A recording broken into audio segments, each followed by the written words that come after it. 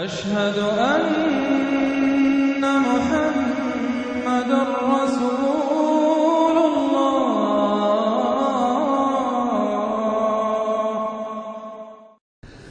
اعوذ باللہ من الشیطان الرجیم. بسم اللہ الرحمن الرحیم. اقرأ بسم ربک الذی خلق خلق الانسان من علق اقرأ وربک الاکرم الذی علم بالقلم علم الانسان ما لم يعلم. صدق اللہ العظیم.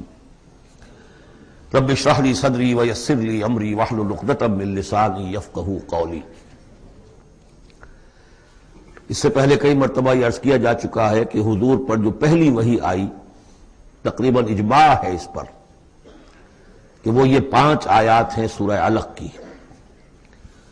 آپ کی عمر شریف جب 40 برس کے لگ بھگ ہوئی، حضرت عائشہ صدیقہ رضی اللہ تعالی عنہ کی ایک روایت میں یہ ساری چیزیں موجود ہیں.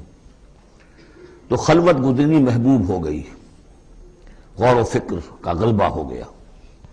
پھر آپ غار حرا میں جا کر کئی راتیں کئی دن قیام فرما ہوتے تھے. اور شارحین حدیث کا اس پر اجماع ہے کہ وہاں آپ کیا کرتے تھے؟ کان صفت و تعبدہ فی غار حرا تفکر والاعتبار، غور و فکر، سوچ بچار. اسی میں پھر ایک دن فرشتہ آیا ہے. فرشتے کا آنا اور فرشتہ کیا لے کر آیا جس پر کہ اس نے یہ کہا اقرا، پڑھو. وہ ذرا بات ہے کہ جو ذرا پیچیدہ ہے سمجھنے کی ہے، وہ عرض کروں گا آپ سے. روایت یہ ہے کہ فرشتے نے کہا اقرا، تو حضور نے فرمایا ما انا بقاری. فرشتے نے اپنے ساتھ بھینچا لگا کر سینے کے ساتھ، پھر چھوڑ دیا، کہا کہو اقرا. حضور نے پھر کہا میں ما انا بقاری. تیسری مرتبہ پھر کیا. 3 مرتبہ کرنے کے بعد پھر یہ اقرا بسم ربک الذی خلق. تو اس میں میرے نزدیک وہ روایت صحیح ہے کہ یہ جو پہلی وحی آئی ہے یہ ما بین النوم والیقظہ، جبکہ آپ نیم بیداری اور نیم خوابیدگی کی کیفیت میں تھے، اور فرشتہ اس وقت ایک تختی پر لکھی ہوئی یہ آیات لے کر آیا تھا. ورنہ ظاہر بات ہے کہ آدمی پڑھا ہوا نہ ہو تبھی اسی کی اپنی زبان میں کہا جا رہا ہو کہ یوں کہو، تو وہ تو کہنا مشکل نہیں تھا. 40 برس کی عمر تھی آپ کی، کوئی آپ بچے تو نہیں تھے. کوئی شے تھی کہ جس کو پڑھنا تھا. وہ جو پڑھنا ہے تو وہ اصل میں یہ اس عالم میں کہ جس کو آپ کہیں گے ما بین النوم والیقظہ، بیداری اور خواب کے بین کی کوئی کیفیت تھی جس میں کہ فرشتہ آیا ہے اور اپنی اصل ملکی شکل میں آیا ہے. اس لیے کہ پھر اس نے جب وہ بھی کوئی چیز لکھی ہوئی لایا ہے، روایتوں میں آتا ہے سونے کی تختی تھی جس پر یہ آیات لکھی ہوئی تھی، تو اس پر آپ نے کہا ما انا بقاری، میں تو پڑھا ہوا نہیں ہوں. اب بات اس کے ساتھ مطابقت رکھتی ہوئی ہے. لیکن پھر جو سینے کے ساتھ بھینچا ہے 3 مرتبہ، تو اس سے گویا کہ آپ کے اندر وہ استعداد پیدا ہو گئی. پھر آپ نے اس کو پڑھا. اور یہ میں یاد دلاتا ہوں کہ میں نے جب کہا تھا کہ جب دوسری وحی فترت کے بعد آئی ہے سورہ مدثر کی، تو حضور نے جب دیکھا تھا کہ اب یہ افق اعلیٰ پر یا افق مبین پر حضرت جبرائیل نظر آئے، کیسے پہچان لیا؟ وہی فرشتہ جو غار حرا میں آیا تھا. تو وہاں بھی وہ اپنی اصل ملکی شکل میں تھے، لیکن وہاں جو رویت حضور کو حاصل ہوئی تھی وہ پوری بیداری کی حالت کی نہیں تھی. ما بین النوم والیقظہ، یعنی کچھ نیم خوابی اور نیم بیداری کی کیفیت تھی. لیکن دیکھ لیا تھا حضرت جبرائیل کو ان کی اصل ملکی شکل میں اس وقت. لہذا پھر جب وہ پہاڑ سے اترتے ہوئے یا محمد کی صدا آئی، اور پھر آپ نے 2 مرتبہ تو ادھر ادھر دیکھا، کوئی نظر نہیں آیا، تو آپ کو کچھ خوف سا بھی طاری ہوا. پھر اچانک نگاہ اٹھی تو دیکھا کہ وہی فرشتہ کہ وہی کے جو غار حرا میں آیا تھا. اس طرح ہے کہ آسمان زمین کے مابین افق پر، اور اس طرح سے کہ پورا افق بھر گیا. تو یہ ہے اس کا پس منظر. اقرا بسم ربک الذی خلق، پڑھو اپنے اس رب کے نام سے جس نے پیدا کیا. خلق الانسان من علق، انسان کو پیدا کیا اس نے اس جونک کی طرح کی چیز سے کہ جو رحم مادر میں چمٹ گئی تھی. اقرا وربک الاکرم، پڑھو اور تمہارا رب بہت کریم ہے، بہت کریم ہے، بہت مہربان ہے. الذی علم بالقلم، جس نے کہ تعلیم دی ہے قلم کے ساتھ.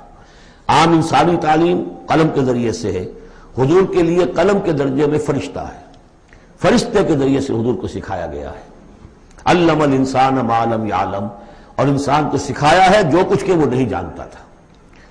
اس وحی سے جیسا کہ میں نے بارہا عرض کیا ہے، اب 25واں 26واں دن ہے آج، کہ اس سے آپ کی نبوت کا ظہور ہو گیا. نبی تو پیدائشی طور پر نبی ہوتا ہے، لیکن اس کا ظہور ہوا ہے اس وحی کے ساتھ۔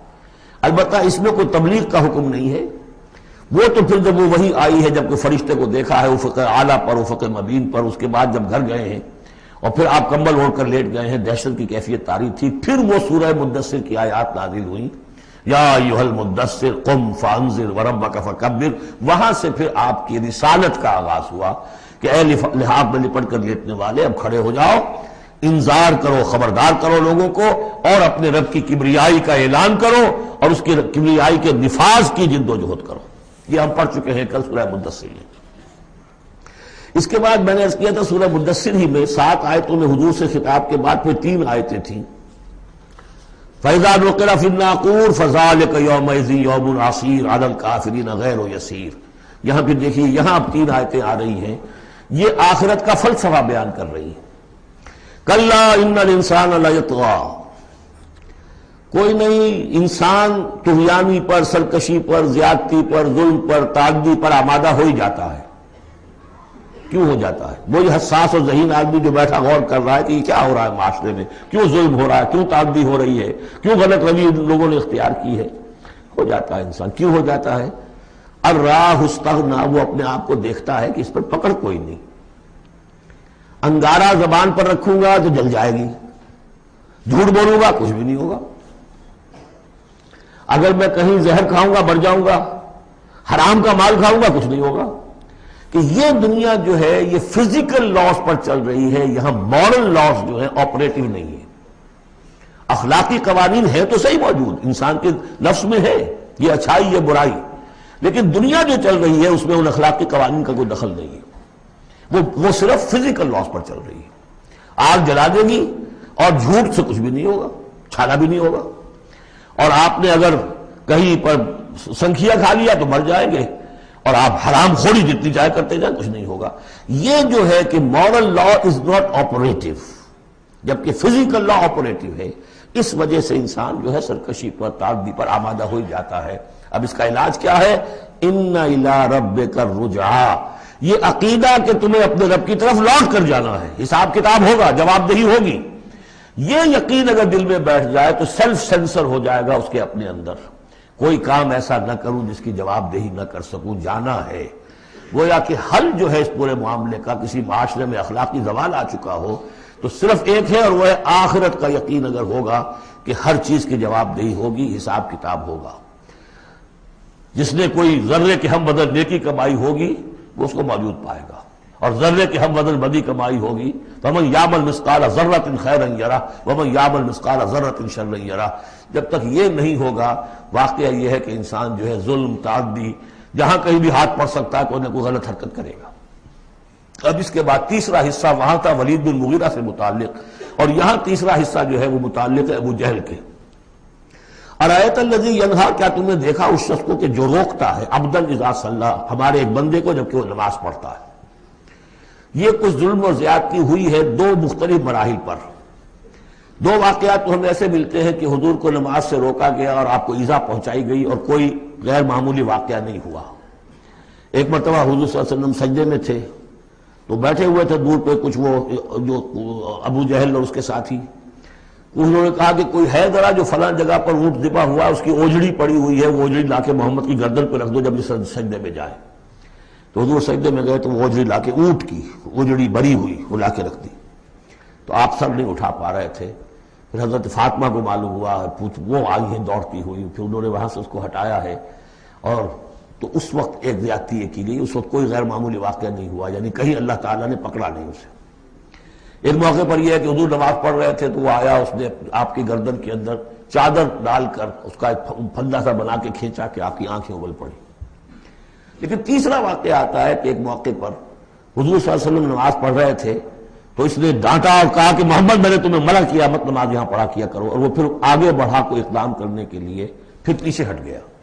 لوگوں نے کہا کیا ہوا؟ تو کہا کہ مجھے اپنے اور محمد کے درمیان ایک کھائی نظر آئی جس میں کوئی پروں والی مخلوق تھی، اور وہ میری ٹکا بوٹی کرنے کو تیار تھی، اس سے خوف کھا کر وہ پیچھے ہٹ گیا۔ تو مجھے جہاں تک محسوس ہوتا ہے وہ یہ ہے کہ جب تک تو حضور کو ابو طالب کی پروٹیکشن حاصل تھی، اس وقت تک کا معاملہ تو پہلے 2 واقعات ہیں، لیکن پھر جب آپ آئے ہیں اور طائف سے واپس آئے ہیں اور اللہ تعالیٰ کی طرف سے خصوصی پروٹیکشن آپ کو ملی ہے، اس کے بعد کا واقعہ وہ ہے کہ جس کا کہ یہاں تذکرہ ہو رہا ہے۔ ارأیت الذی ینہا، کیا تم نے دیکھا اس شخص کو جو روکتا ہے، عبدن ہمارے ایک بندے کو، اذا صلی، جبکہ وہ نماز پڑھتا ہے۔ ارأیت ان کان علی الہدی، کیا تم نے غور کیا اگر وہ شخص ہوتا ہدایت پر، یہی ابو جہل ہدایت کے راستے پر کاربند ہوتا، او امر بالتقوی، یہ ہمت والا آدمی ہے، جرت والا آدمی ہے، بخیل نہیں تھا، اس نے یہی کہا تھا کہ بنی ہاشم نے اگر لوگوں کو، غریبوں کو کھانے کھلائے، ہم نے ان سے بڑھ کر کھلائے، ابھی تک تو ہم کندھے سے کندھا ملا کر آ رہے، وہ بخیل نہیں تھا۔ پھر جری تھا، بہادر تھا، میدان جنگ میں گیا ہے، لیڈ کیا ہے لشکر کو اپنے، اور جب گردن کاٹنے لگے تھے تو کہتا تھا نیچے سے کاٹنا تاکہ نیزے کے اوپر چڑھاؤ گے تو معلوم ہو کہ اونچی گردن ہے کسی سردار کی گردن ہے۔ تو یہ چیزیں اس کے اندر تھیں، مرد میدان تھا۔ لیکن یہ ہے کہ وہ جو صدق بالحسنی والے معاملے پہ آ کے مار کھا گیا۔ لیکن یہ کہ اگر یہی شخص ایمان لے آیا ہوتا، ہدایت پر ہوتا، تقویٰ کی تعلیم دیتا، تو آپ سمجھیے پھر کیا ہوتا، گویا کہ ایک اور عمر فاروق مل گیا ہوتا اس امت کو۔ بالکل ان کی شخصیتوں کے اندر بڑا پیرلل انداز ہے۔ حضرت عمر بھی لڑنے بڑھنے والے آدمی، کشتیاں کرنے والے آدمی، ادھر سے جا رہے ہیں اس کو دھکا دے رہے ہیں، اس مزاج کے آدمی تھے۔ لیکن یہ کہ بہرحال ان میں وہ شیر موجود تھی کہ بخل نہیں اور بزدلی نہیں۔ ان دو چیزوں کے بعد جو ہے پھر یہ کہ تصدیق بالحسنی کے لیے اللہ تعالیٰ نے ایک راستہ کھول دیا ان کے لیے، تو ان کے وہ عمر فاروق بن گئے۔ اس لیے کہ دعا کی تھی محمد رسول اللہ نے۔ ارأیت ان کذب وتولی، کیا تم نے سوچا کہ اس نے جو جھٹلایا ہے، منہ موڑ لیا ہے، الم یعلم بان اللہ یری، کیا یہ جانتا نہیں کہ اللہ دیکھ رہا ہے؟ کلا لئن لم ینتہ، ہرگز نہیں، اگر یہ باز نہ آیا، لنسفعا بالناصیہ، ہم گھسیٹیں گے اس کی چوٹی کے بال پکڑ کر، ناصیۃ کاذبۃ خاطیہ، یہ پیشانی کہ جو خطا کار ہے، جھوٹی ہے۔ فلیدعو نادیہ، تو بلا لے وہ اپنی پارٹی کے لوگوں کو، بلا لے اپنی مجلس کے لوگوں کو، ہم نشینوں کو، سندعو الزبانیہ، ہم بلا لیں گے جہنم کے فرشتوں کو۔ کلا لا تطعہ واسجد واقترب، اے نبی آپ اس کی بات نہ مانیے، آپ سجدہ کیجئے اور اللہ سے قریب ہو جائیے۔